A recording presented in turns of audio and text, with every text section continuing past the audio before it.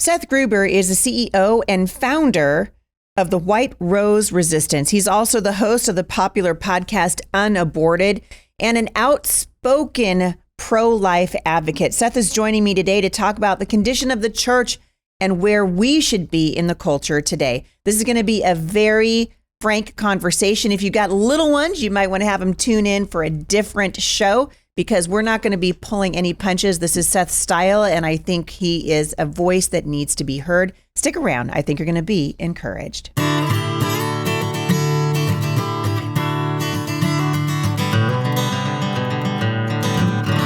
right, Seth Gruber, welcome back to the show. Thanks, Heidi. Good to hang out with you, you domestic terrorist, ultra MAGA mommy or something like that. What are they calling us now? Yeah, something like that. Although I just did a show yesterday actually about how I'm starting to get pretty frustrated with people that are so hardcore devoted to one candidate that they can't see the forest through the trees, and they're willing to ruin their friendships over it. They're willing to, be basically, unkind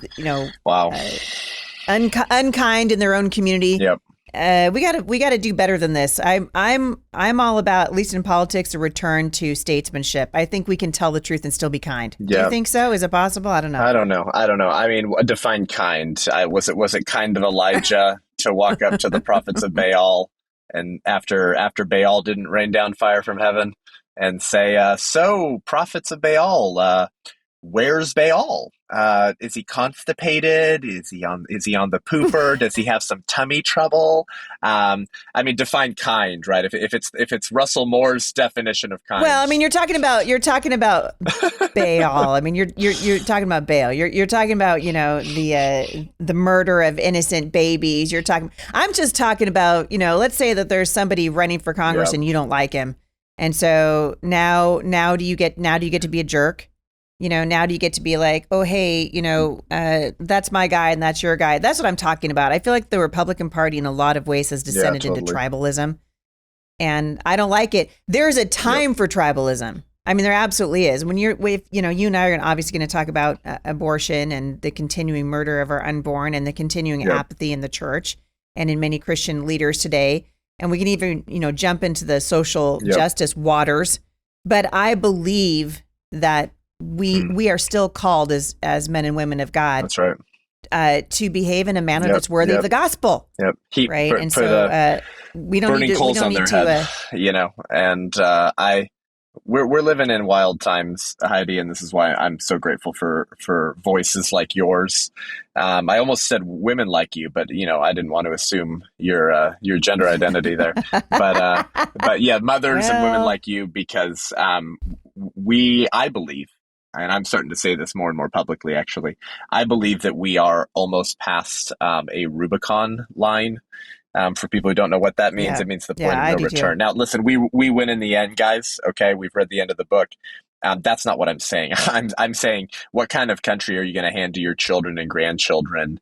And furthermore, what are you going to hear from your Savior after the words, "Well done, my good and faithful servant"? What's going to be your story at the marriage supper of the Lamb? What do I mean by this?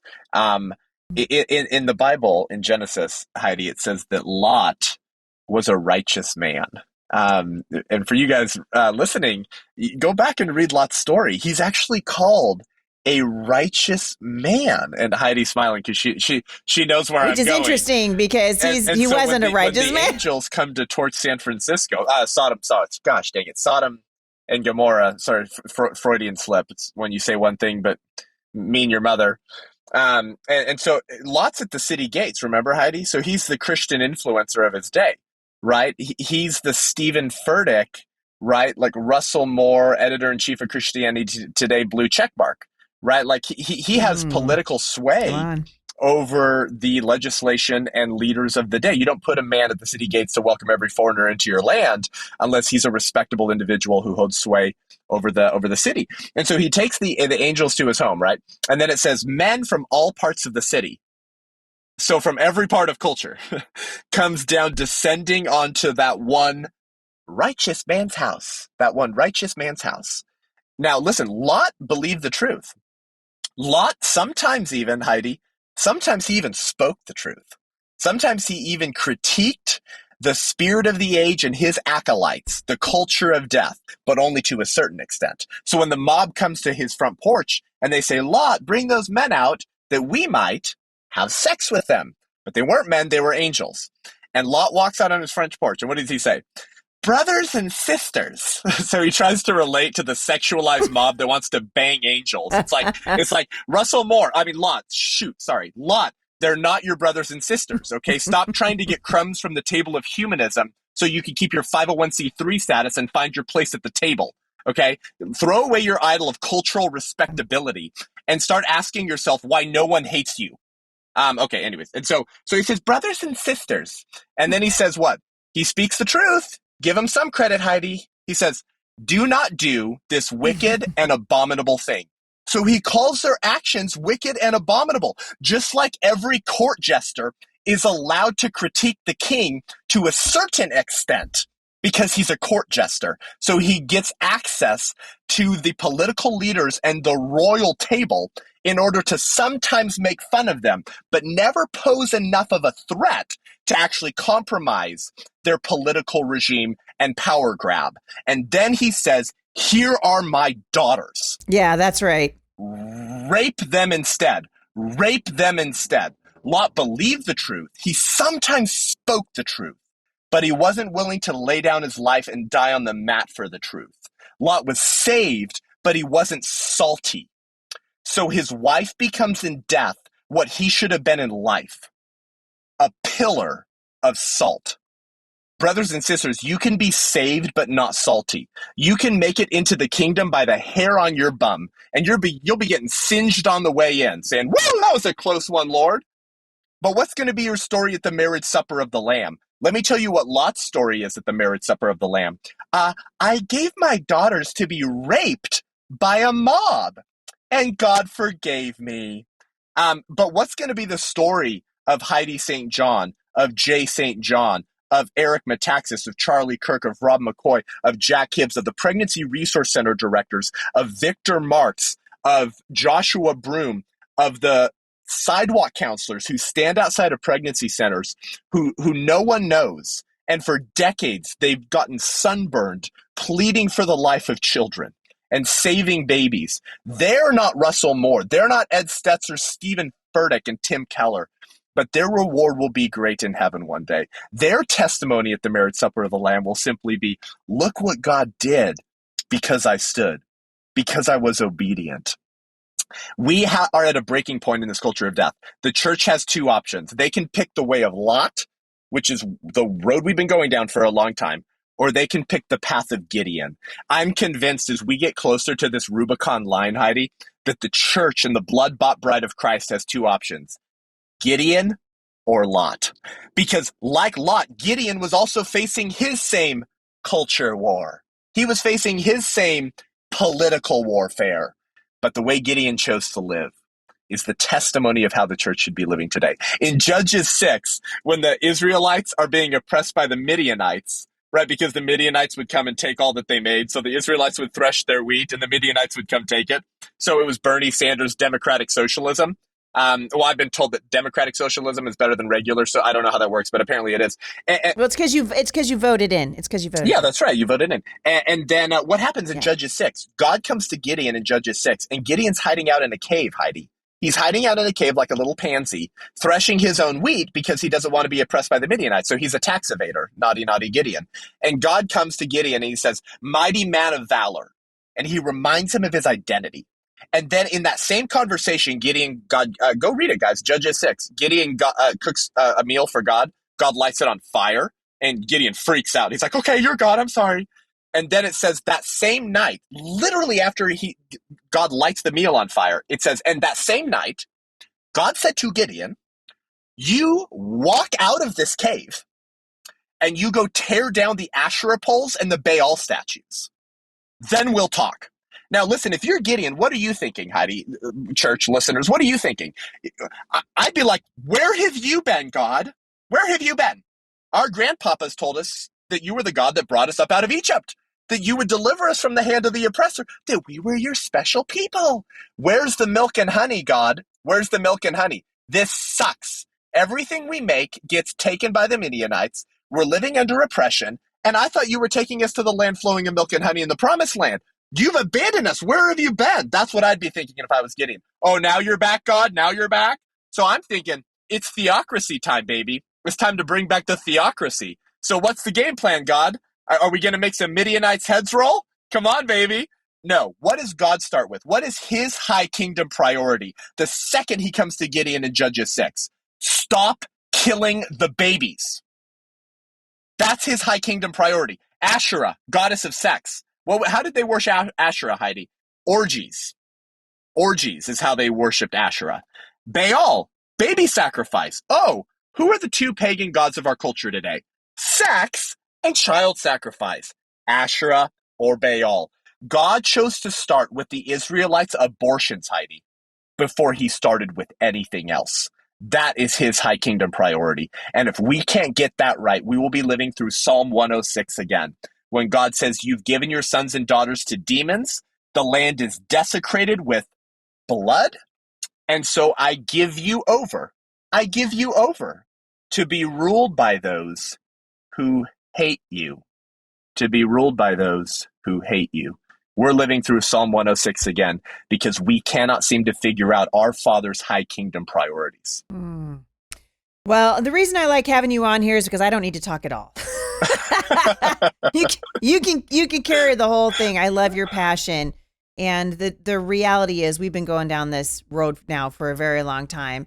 The Bible's very clear. When the righteous are in power, the people rejoice. When the wicked are in power, the people groan. We have a responsibility. So much groaning happening in the United States right now. And we see that the pro-abortion industry, now that Roe v. Wade has been overturned in the Supreme Court, have been emboldened, right? And so they're not even hiding the agenda anymore. They're not hiding that they love the death of the unborn and that they don't see it as rare and they don't see it as something that only happens every once in a while. They're inviting the judgment of God into this nation. And the question you and I have been asking for a very long time is, where's the church? Where's the church? Right. Where are the people of God? When will this incense God's people the way that it incenses God? You know, if it breaks the heart of God, it should break the heart of God's people. And you brought up some interesting names earlier, and I kind of want to get back to it, not to do too much name dropping, but we've talked, you and I, before. More name dropping, please. More name dropping. We've talked quite a bit about people who have been ascended to positions of influence within Christianity, who then just toe the line. They hide behind their 501c3s. You've heard me say, I believe that the C in the 501c3 stands for coward. That's what I said to Jack Hibbs last time I was on his show. You know, when I talk to pastors and they're unwilling to talk about abortion or the transgender movement and what it is doing to our children, irreparable harm is happening to our children. The church should be at the front of this thing and not at the back of it. And yet we've got people like Andy Stanley who have huge audiences. I mean, let's talk about Andy Stanley for a second, because there are people that listen to my show are like, what? Andy's a nice guy. You know, Andy's just trying to get the gospel to as many people as he can. And yet what I see of Andy Stanley is that he has abandoned entirely the agenda of God and replaced it with his own. Yeah, that's right. Well, I mean, so the son of the famous Charles Stanley, of course, for everyone listening. And Andy Stanley was in hot water, Heidi, back in if I'm remembering, it was right when Olivia and I got married. So this was back in 2016. It might have been the year before, 2015. This was the first time that he said we need to unhitch ourselves from the Old Testament.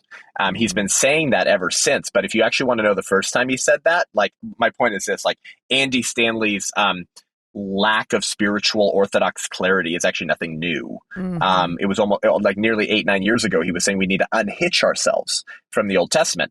And then recently, speaking at a seminary in a viral clip that I watched, and everyone follow, of course, woke preacher clips. Go follow woke preacher clips, or Protestia or Reformation Charlotte. Follow any of these groups that are, I think, are actually they're the Ezekiel watchmen for what Vodi Bakum called the fault lines. But anyways, and he's saying to the seminary, you guys need to stop preaching from the Old Testament and the law.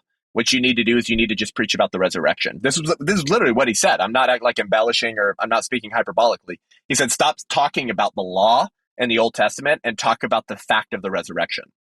as if you can separate that from salvation history, right? As if the resurrection means anything if you don't understand why he came, that he did not come to Right. abolish the law, but to fulfill it. So maybe you need to understand the law. Like, yo, this was stuff I knew at like 9 years old being homeschooled. Like, Andy Mm. Stanley, what the heck's wrong with you? But it actually goes deeper and more wicked than that. More recently, he's been platforming out and out homosexually married people who call themselves Christians at conferences that he's helping host and platform them at. Mm. So that's the most recent thing that's got everyone like, what happened to Andy Stanley? And the answer Mhm. is like, actually, it goes back some time. And Yeah. so I'll say this: unless the church flatulent becomes the church militant, it will become the church irrelevant.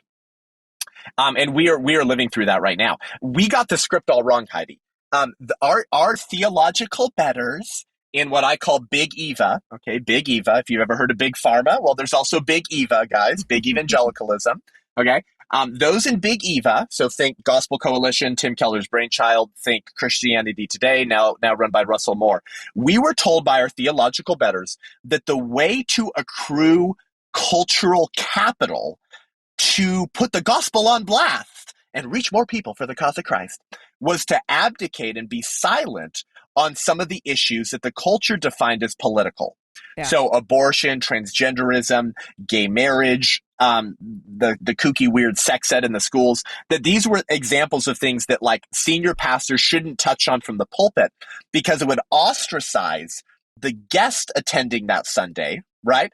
Or the non-believer who's starting to find a place he calls home at his local church because maybe he has not yet been sanctified to change how he thinks about these issues, right?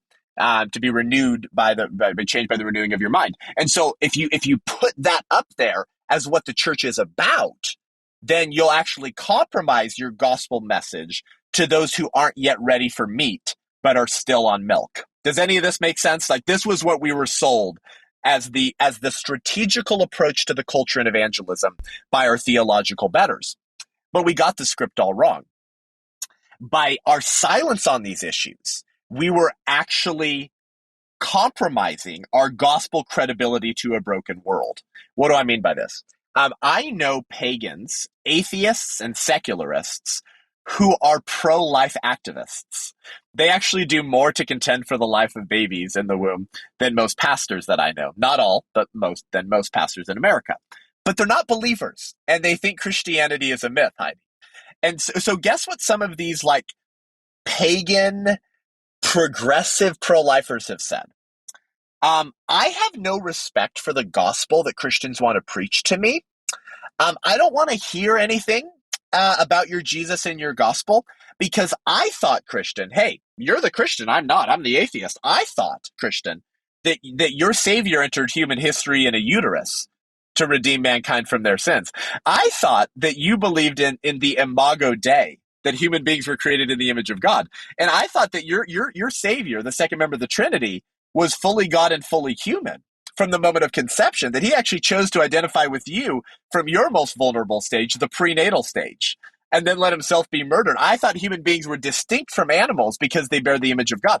I thought John the Baptist leaped in the womb, and the Greek word for baby unborn John the Baptist is berephos, but the Greek word for infant born Jesus is also berephos. When it says Mary laid baby Jesus in the manger, it's berephos. So the same Greek word is used to refer to unborn babies as is used to refer to born babies in the New Testament, because God sees no distinction in value and dignity and the right to life between babies in the womb and babies outside the womb. And if you can't preach against what should be Satan's pride and joy, then I don't want to hear the gospel you have to preach to me. My point is this: there are many pagans who have no respect for the Church of Christ, and yet they're pro-life, or yet they lean conservative, but they have no respect for the church and her gospel mission, because we don't even take child sacrifice seriously. The very issues we were told to avoid preaching on, to accrue cultural capital, to put the gospel on blast, were the very issues that we should have been dealing with first in order to advance our cultural capital and incense people to listen to the gospel.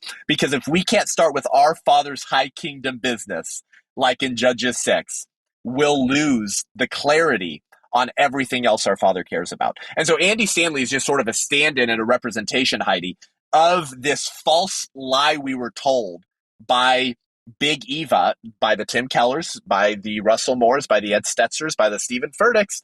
The list goes on and on and on. And these men, if you've noticed, their churches have become a joke.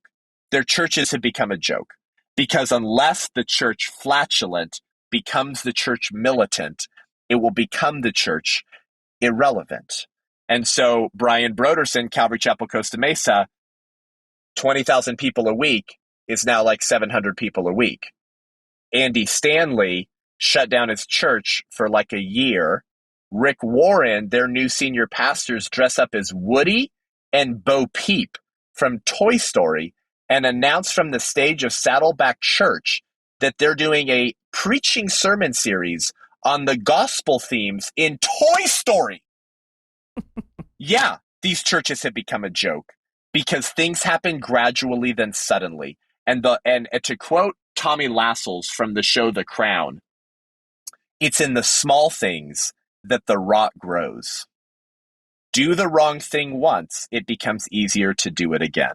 And this is Satan's favorite strategy, Heidi, is to keep Christians in the position of feeling all the right things, maybe even shedding a tear once in a while over the culture of death, but never walking out of our cave and start tearing down the high places in America. Well, what do you say? I mean, there are a lot of people, Seth, that are listening to this who are going to say, wow, that guy, I mean, he's over the top. You're talking about the church being militant. You're talking about, you're talking about these people who have huge platforms with a fair degree of dripping sarcasm. And you and I both know that abortion, that what's happening to our unborn is no laughing matter to the King of Kings and to the Lord of Lords. Right. And one day this nation is going to be judged very harshly because we did not speak to those for those who are being taken away to death. So I have two questions for you.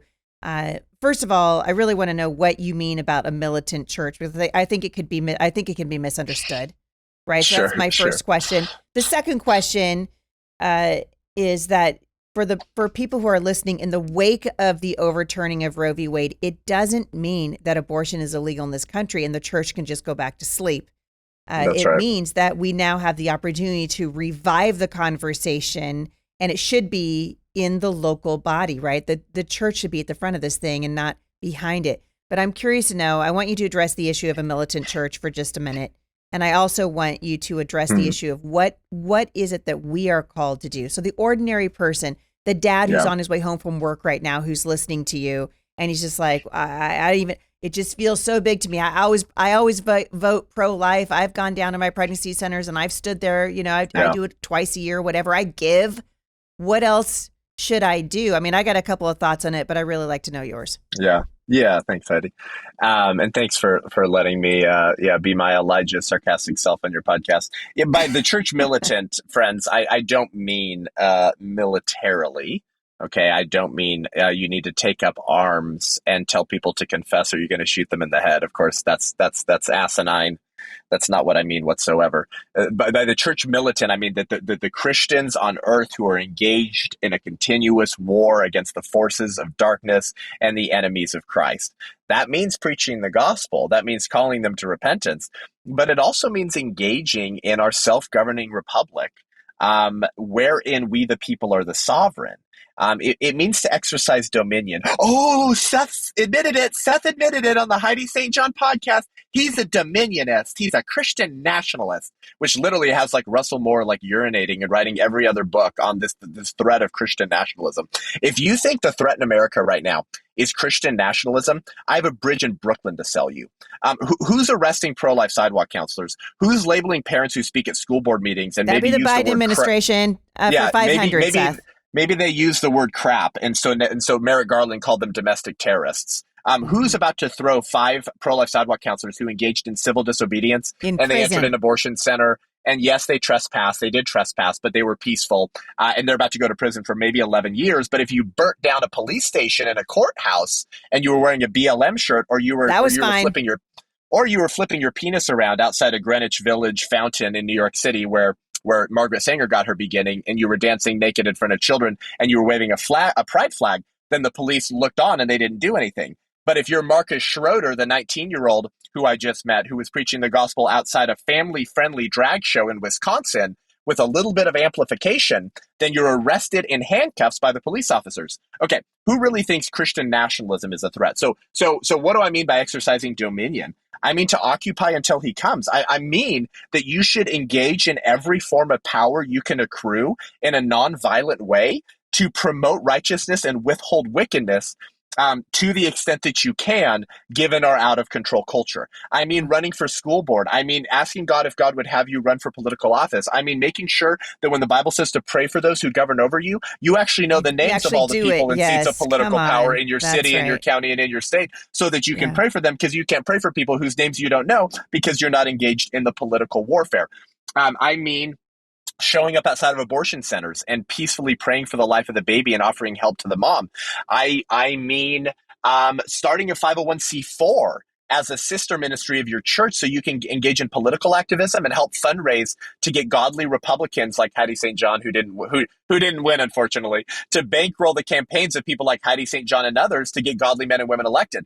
That's what I mean by the church militant. But you have to be informed and you have to be educated. And so what can the layperson do who goes to their pregnancy center banquet once a year, and maybe they do the baby bottle campaign at their church for the pregnancy center, and yeah, they vote pro-life, but beyond that, what can you do? I think we need to ask ourselves, in regard to the unborn child, do we really believe it's a life? Do we really believe that's a child? Do we believe the value's the same? Do we believe the dignity's the same? Do we believe that God sees no distinction in the value of a 5-month unborn baby and the 1-year-old and the 2-year-old? Because if we believe that the value is the same and we believe it's a person and an image bearer of God, then I believe your grandchildren will judge you for your silence the same way that we judge American Christians during the 1850s who said they were opposed to slavery but wouldn't lift a finger to stop it.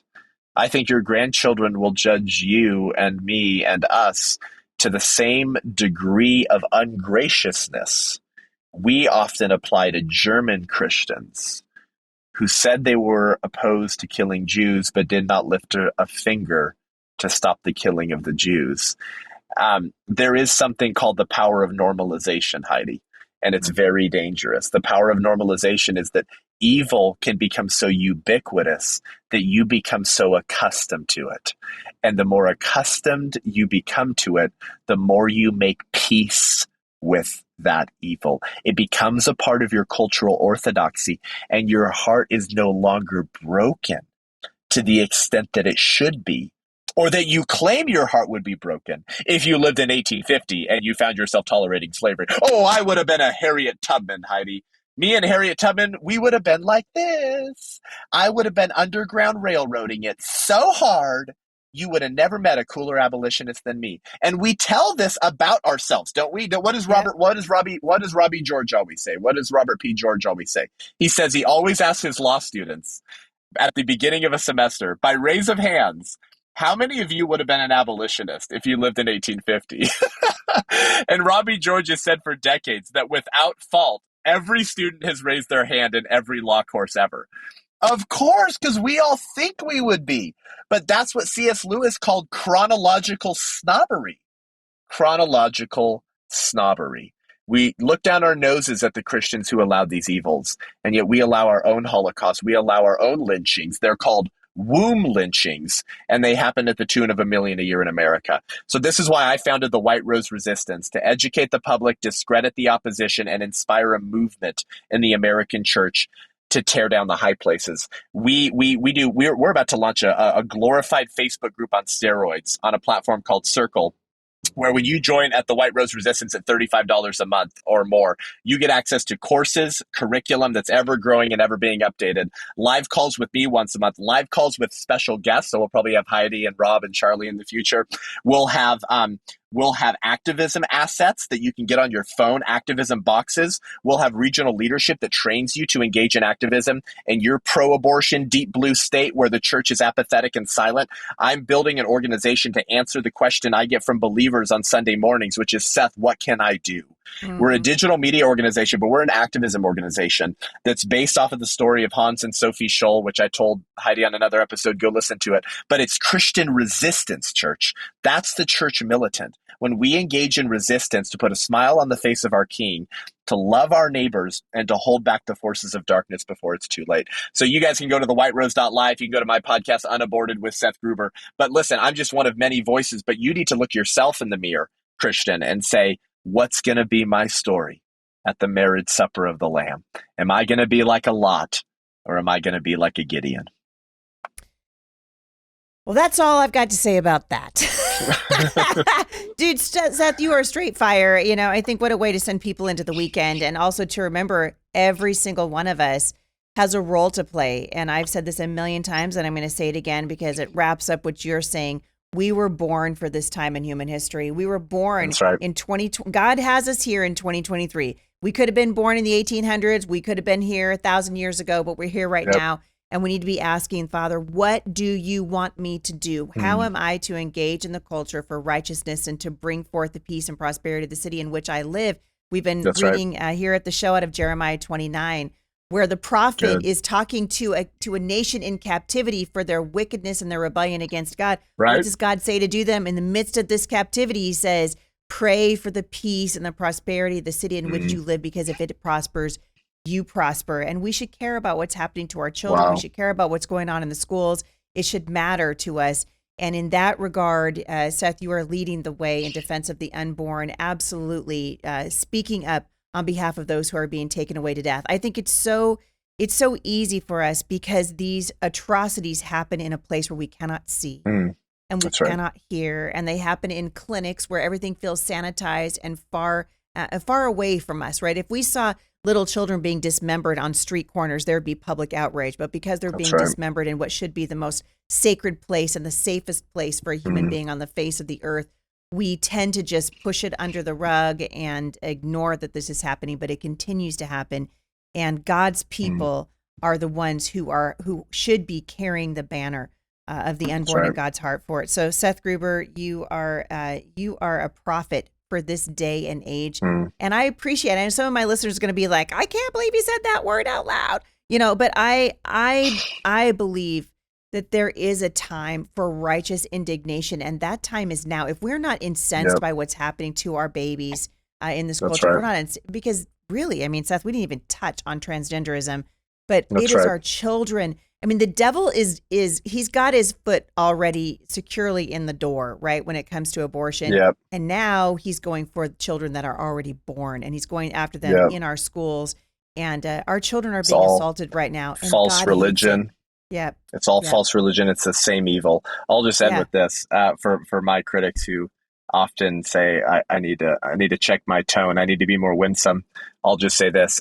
Has anyone else noticed that the Christian tone police who run around demanding that their brothers and sisters who are actively tearing down the high places maintain a gentle and nuanced spirit, almost never actually join them in tearing down the high places? It's true. It's unfortunately, you're right.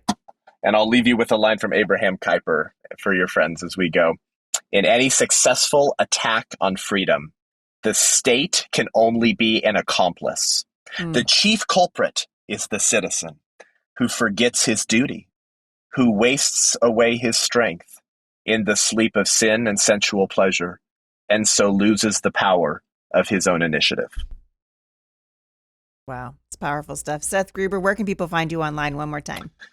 SethGruber.com and thewhiterose.life. My podcast, Unaborted with Seth Gruber, where you get more than you'll ever need to be a pro-life ninja and a culture warrior. And we're on Instagram. We're everywhere. And we're building a fastly growing pro-life resistance movement to solve these problems. So that's where you can find us. But hey, why don't you just channel your inner Heidi St. John and get off the bench, y'all? I love it. Thank you for joining me and for taking the time right from your car. My goodness, we'll do it again. I appreciate you very much, Seth. Thanks for coming on the show. See ya, Heidi. Thanks. Bye. If you guys want more information on today's guest, head on over to HeidiSt.John.com/podcast, and I will scroll and I will link back to him in the show notes today. We want to encourage you, as we always do, get off the bench, get onto the battlefield. You were literally born for this time in human history. The question is, what are you going to do with the time God's given you? Thank you guys for listening. I appreciate it. I'll see you back here again after the weekend, right here at the intersection of faith and